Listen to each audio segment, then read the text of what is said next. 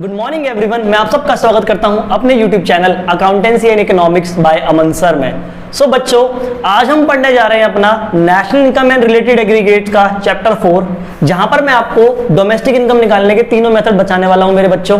अब मेरे बच्चे पूछेंगे कि सर बेसिकली डोमेस्टिक इनकम होती क्या है। देखो बच्चों, नेशनल इनकम के बारे में मैंने आपको पहले ही बताया था कि बेसिकली नेशनल इनकम जो होती है वो हमारी होती है NNPFC।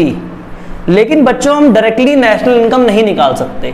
नेशनल इनकम तक जाने के लिए पहले हमें डोमेस्टिक इनकम निकालनी पड़ती है, यानी कि निकालना पड़ता है वो पैसा जो आपने सिर्फ देश के अंदर से कमाया। अब बच्चों, हम देश के अंदर से यानी विद इन अ कंट्री तीन तरीके से पैसा कमाते हैं डोमेस्टिक इनकम निकालने के मेरे बच्चों। बेसिकली हमारे पास तीन मेथड्स हैं, फर्स्ट मेथड, सेकंड मेथड और थर्ड मेथड। देखो बच्चों, मैं आपको बताता हूं बेसिकली डोमेस्टिक इनकम निकालने के लिए तीन मेन मेथड है। फर्स्ट मेथड है हमारा इनकम मेथड। अगर बच्चों मैं इंडिया में रहने वाले हर एक इंडिविजुअल की इनकम काउंट कर लूं, सिर्फ वो पैसा काउंट कर लूं जो पैसा उसने कमाया है, तो ऑब्वियस सी बात है मेरे पूरे देश की डोमेस्टिक इनकम पता लग जाएगी। वहीं पर बच्चों, अगर मैं आपसे एक बात पूछूं कि मेरे सामने आद्या है और आद्या के पास 10,000 रुपीज है, तो आद्या कितने पैसे खर्च करेगी मार्केट में? ऑब्वियस सी बात है, कोई भी बच्चा बोलेगा कि सर मार्केट में जाकर आद्या सिर्फ 10,000 रुपीज की शॉपिंग कर सकती है। अगर मैं किसी आदमी के सारे खर्चे गिन लूं, यानी ये गिन लूं कि उसने कितना पैसा मार्केट के अंदर खर्चा, तो मुझे पता लग जाएगा कि उसके पास इनकम कितनी थी, उस इंसान पे पैसा कितना रहा होगा। अगर एक आदमी की जेब में 10,000 रुपए है तो वो मार्केट में जाके 10,000 का ही सामान ला सकता है बच्चों, उससे ज्यादा का सामान नहीं ला सकता। लास्ट हमारा मेथड है जिसको हम प्रोडक्शन मेथड भी बोलते हैं बच्चों। ये मेथड बेसिकली ऐसी कंट्रीज यूज करती है जो प्रोडक्शन ओरिएंटेड होती है। फॉर एग्जांपल चाइना में बच्चों हर घर में फैक्ट्री है, तो वहां पर अगर लोगों की इनकम काउंट करनी है आपको, तो आपको ये देखना पड़ेगा कि वहां पर कितना रॉ मटेरियल, कितने फिनिश गुड्स या फिर कितना तैयार माल है। वहां पर लोग बच्चों पैसे को सेव करके नहीं रखते हैं, बैंकों में नहीं रखते हैं, वो पैसे को इन्वेस्ट करते हैं ताकि उनका पैसा 2 गुना 3 गुना 10 गुना हो जाए। तो प्रोडक्शन मेथड बेसिकली वो मेथड है जहां पर हम अपने गोडाउन में, मार्केट में अवेलेबल अपना सारा प्रोडक्शन गिनते हैं। यहां पर हम सारी इनकम गिन लेते हैं बच्चों और यहां पर एक्सपेंडिचर गिन लेते हैं। अगर मैं अपने बच्चों से पूछूं कि बच्चों अगर मेरे को नेशनल इनकम निकालनी है तो इसमें सबसे क्लोज मेथड कौन सा है, यानी किससे इजीली नेशनल इनकम निकल जाएगी, तो मेरे बच्चे बोलेंगे कि सर खर्चे से इनकम निकालना एक डिफिकल्ट टास्क है। कि डोमेस्टिक इनकम जो एक्सपेंडिचर मेथड से निकाली, उससे अगर आप नेशनल इनकम निकालोगे तो डिफिकल्ट टास्क है।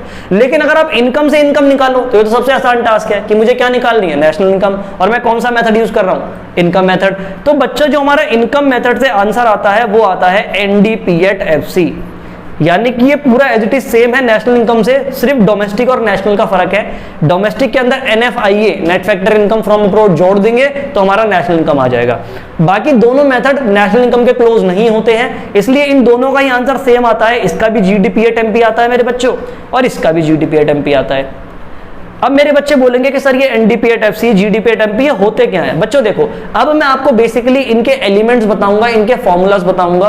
तो सबसे पहले हम करने जा रहे हैं इनकम मेथड। तो चलो बच्चों, बच्चों अब मैं आपको बताने जा रहा हूं हमारा पहला मेथड। वैसे बच्चों पहला मेथड है प्रोडक्शन मेथड, जिसको वैल्यू एडेड मेथड भी बोलते हैं, लेकिन मैं इनकम मेथड, एक्सपेंडिचर मेथड और उसके बाद में आपको वैल्यू एडेड मेथड यानी प्रोडक्शन मेथड कराऊंगा। देखो बच्चों, बच्चों हमारा पहला मेथड था जो डोमेस्टिक इनकम निकालने का, उसका नाम था बच्चों इनकम मेथड। देखो बच्चों, आप मेरी बात ध्यान से सुनना अब जो मैं बोलने जा रहा हूं। अगर मुझे इनकम मेथड से डोमेस्टिक इनकम निकालनी है जो कि होता है NDPAT-FC, तो बच्चों हमें NDPAT-FC इनकम मेथड से निकालने के लिए तीन चीजें जोड़नी पड़ती हैं बच्चों, तीन चीजें जोड़नी पड़ती हैं। सबसे पहले वो चीज जो किसी भी इंडिविजुअल पर्सन ने मेहनत से कमाया, यानी कि इसको बोलते हैं कंपनसेशन ऑफ एम्प्लॉइज। इसके अंदर वो चीजें आती है बच्चों जो इंसान मेहनत करके पैसा कमाता है। इसके बाद जरूरी नहीं है कि हर आदमी मेहनत से ही पैसा कमा रहा हो। इसके बाद इसके अंदर सेकंड आइटम आती है ऑपरेटिंग सरप्लस, यानी कि वो पैसा जो हमने बिना मेहनत के कमाया, जो हमारे पास किसी सोर्स से आ गया। और तीसरा इसके अंदर आता है बच्चों मिक्स्ड इनकम। अब बच्चों के डाउट होंगे कि सर ये तीनों चीजें क्या होती हैं। चलो बच्चों, हम एक एक करके तीनों को बिल्कुल इजीली समझ लेते हैं। देखो बच्चों, अगर आपको NDPAT-FC निकालना है इनकम मेथड से, ये तीन चीजें जोड़ दो।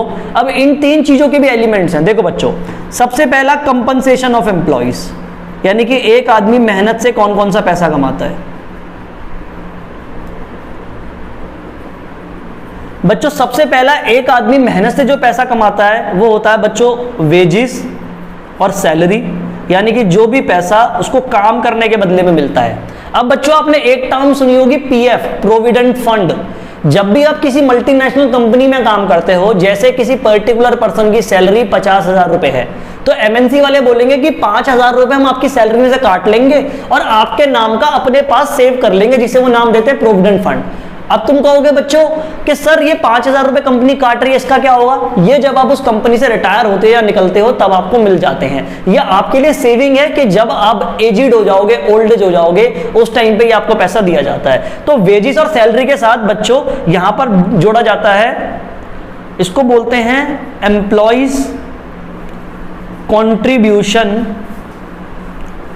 टू सोशल सिक्योरिटी, या फिर इसे बच्चों प्रोविडेंट फंड भी बोलते हैं। ये हो गया बच्चों हमारा कंपनसेशन ऑफ एम्प्लॉइज, इसमें 3 ही चीजें आती हैं। अब बच्चों हम बात करते हैं ऑपरेटिंग सरप्लस की। मेरे बच्चे मुझसे पूछेंगे कि सर ऑपरेटिंग सरप्लस क्या होता है? बच्चों ऑपरेटिंग सरप्लस वो पैसा है जिसके लिए मैंने कोई मेहनत नहीं करी। फॉर एग्जाम्पल के तौर पर रेंट इसके अंदर आता है, या रॉयल्टी। अब मैं आपको दोनों ही चीजें बता देता हूं बच्चों क्या होती है। भाई मैं कहता हूं आद्या के पास एक प्रॉपर्टी है, एक घर है, आद्या ने उस घर को रेंट पर दे दिया, किराए पर दे दिया, तो क्या आद्या रोज उस किराएदार के पैर दबाने जाती है या उसे खाना बना के खिलाती है? नहीं बच्चों, वो प्रॉपर्टी को यूज करेगा और मुझे रेंट देगा बैठे बैठे, मैं उसके लिए कोई भी काम नहीं करने वाला। रॉयल्टी मिलती है बच्चों ऑथर्स को, जैसे मैंने कोई बुक राइट करी, उस बुक को मैंने लिखा, फॉर एग्जाम्पल चलो हम दूर क्यों जाएं, हमारी इकोनॉमिक्स की बुक संदीप गर्ग जी ने लिखी है।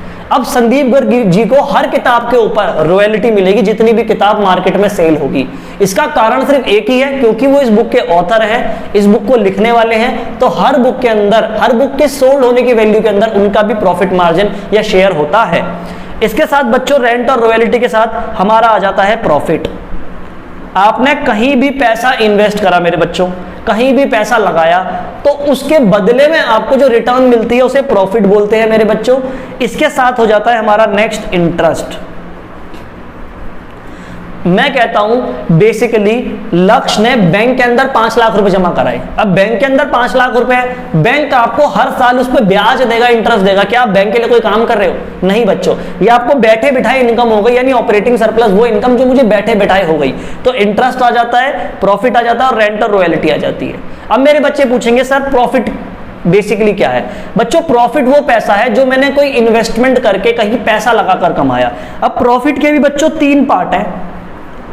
अगर आपको क्वेश्चन में डायरेक्टली प्रॉफिट नहीं गिवन, तो प्रॉफिट से रिलेटेड 3 चीजें गिवन होंगी, इन 3 चीजों को जोड़ दो, आपका प्रॉफिट आ जाएगा। फॉर एग्जांपल के तौर पे सबसे पहली चीज जो प्रॉफिट के अंदर आती है बच्चों वो होता है डिविडेंड।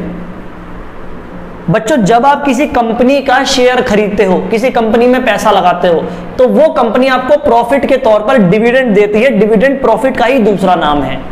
अगला बच्चों इसके अंदर जो आ जाता है, इसको बोलते हैं हम रिटेन्ड अर्निंग।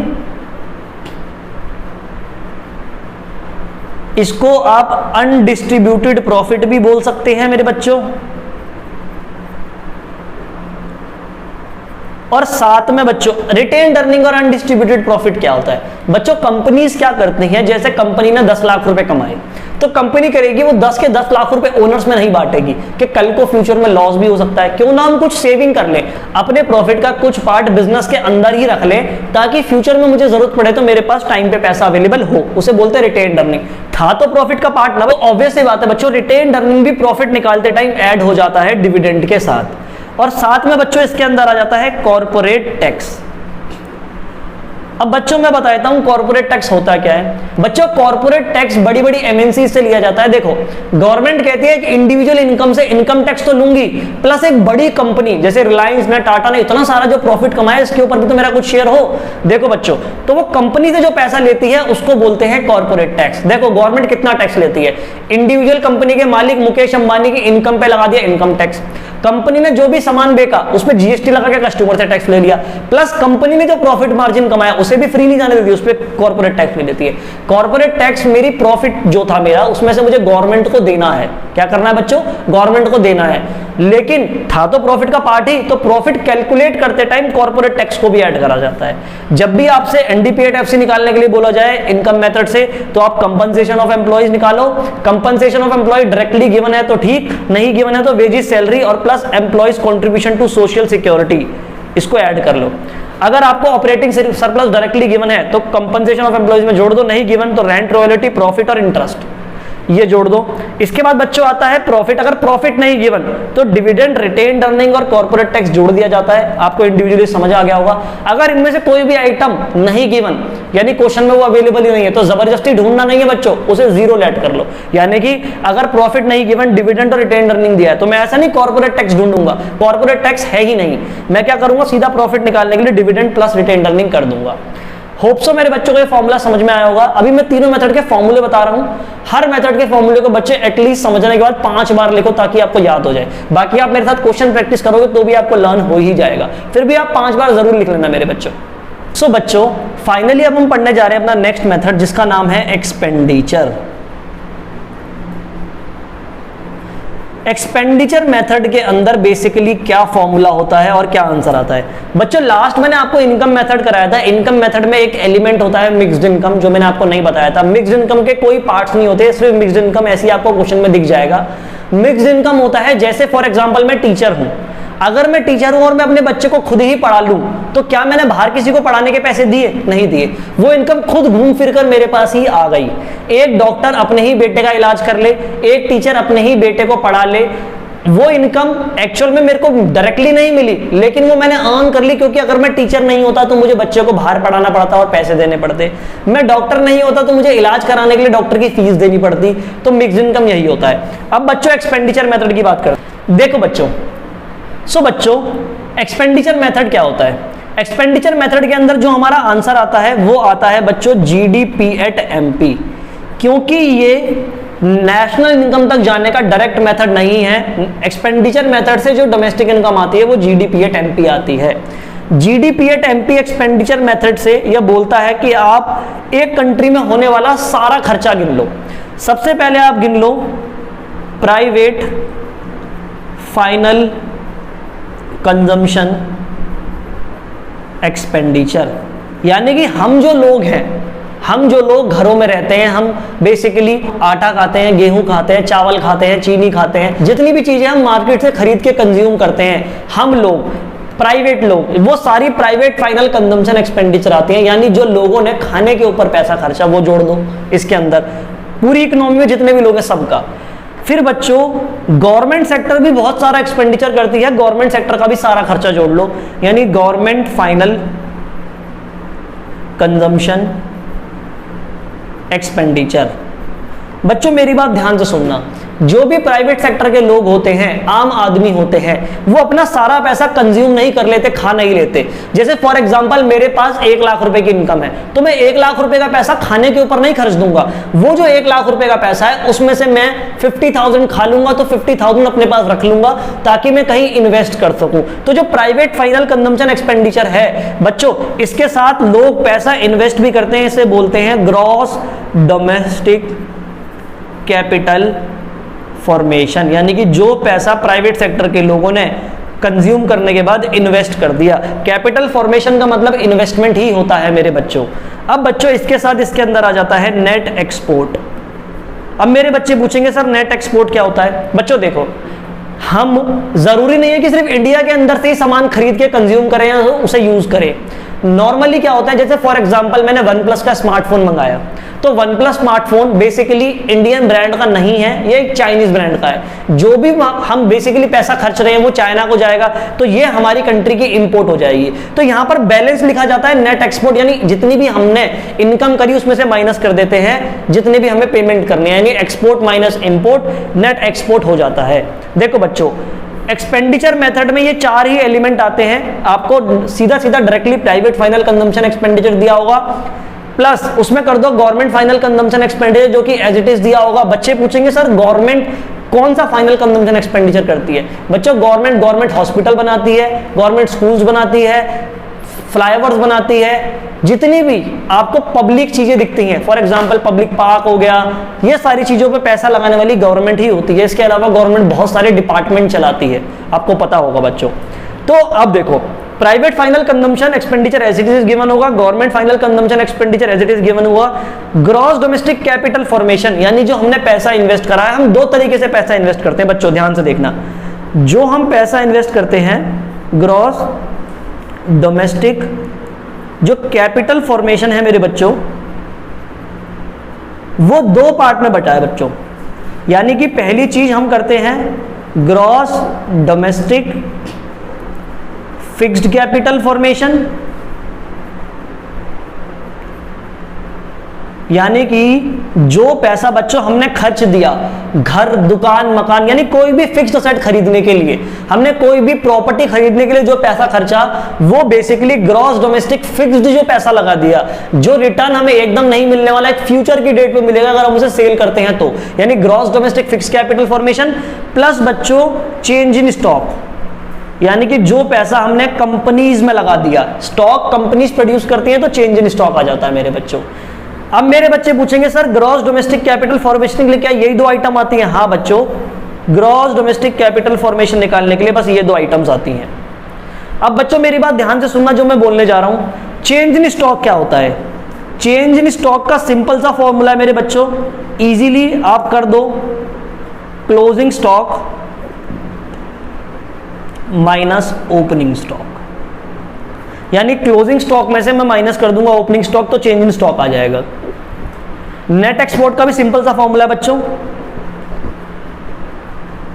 वो है एक्सपोर्ट माइनस इंपोर्ट। ये हमारा पूरा एक्सपेंडिचर मेथड है। नेट एक्सपोर्ट दिखाता है जो मैंने बाहर की कंट्रीज में पैसा खर्चा बच्चों, ये भी खर्चा तो था। बाहर से मेरे बच्चे जॉर्डन मंगवाते हैं, बहुत पसंद है बच्चों को, स्मार्टफोन मंगवाते हैं, स्मार्ट वॉच मंगवाते हैं, कुछ बच्चे बाहर के ब्रांड्स के कपड़े पहनना पसंद करते हैं। दैट्स वाई बाहर की कंट्रीज में जो हमने पैसा खर्चा वो आता है मेरे बच्चों। बच्चों कभी कभी ना आपको दिया होगा net domestic capital formation question के अंदर, तो कुछ नहीं है, आपको ग्रॉस डोमेस्टिक कैपिटल फॉर्मेशन चाहिए तो आप नेट डोमेस्टिक कैपिटल फॉर्मेशन के अंदर प्लस कर दोगे डेप्रिसिएशन। नेट से ग्रॉस पे जाने के लिए हम प्लस करते हैं डेप्रिसिएशन। ये हमारा एक्सपेंडिचर मेथड का फॉर्मूला कंप्लीट है बच्चों, इसे 5 बार लिख लेना। आफ्टर दैट मैं वैल्यू एडेड मेथड पढ़ाऊंगा, इसे बच्चों 5 बार जरूर लिख लेना ताकि आपको ये फॉर्मूला लर्न हो जाए। हम चलते हैं अपने नेक्स्ट मेथड के फॉर्मूला। सो बच्चों अब हम अपना पढ़ने जा रहे हैं लास्ट मेथड, जिस मेथड को आप प्रोडक्शन मेथड भी कहते हैं। बच्चों आप मेरी बात ध्यान से सुनना, अगर मैं एक कंट्री के अंदर होने वाले सारे प्रोडक्शन को गिन लेता हूं, ये गिन लेता हूं कि एक देश में कितना प्रोडक्शन हुआ है, मेरे गोडाउन में अगर 10 लाख का माल पड़ा है ना, तो मुझे इनकम भी 10 लाख रुपए ही होगी। तो प्रोडक्शन जोड़ लो तो आपको कहीं ना कहीं इनकम पता लग जाएगी। बेसिकली प्रोडक्शन मेथड से भी आपकी डोमेस्टिक इनकम निकलती है, क्योंकि ये नेशनल इनकम तक जाने का सीधा तरीका नहीं है, इसलिए इसको जो इसमें आंसर आता है वो आता है जीडीपी एट एमपी। बच्चों प्रोडक्शन का मतलब होता है किसी चीज के अंदर वैल्यू ऐड करना। बच्चों प्रोडक्शन का मतलब होता है किसी चीज के अंदर वैल्यू ऐड करना, तो हम इस मेथड को वैल्यू एडेड मेथड भी बोल देते हैं, इसका ये एक और नाम है। फॉर एग्जाम्पल के तौर पर आपको पता ही होगा जो शुगर है वो गन्ने से बनती है, तो हम क्या करते हैं शुगर केन को कन्वर्ट करते हैं गन्ने शुगर के अंदर।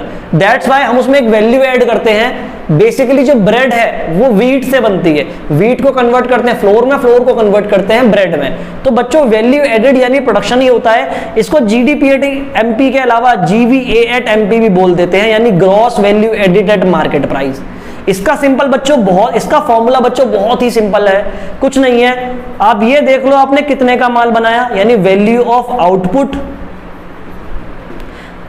यानी जितने का आपने माल बनाया, जितना आपका प्रोडक्शन है, उसमें से आप माइनस कर दो इंटरमीडिएट कंजम्पशन। अब मेरे बच्चे मुझे पूछेंगे कि सर बेसिकली ये होता क्या है।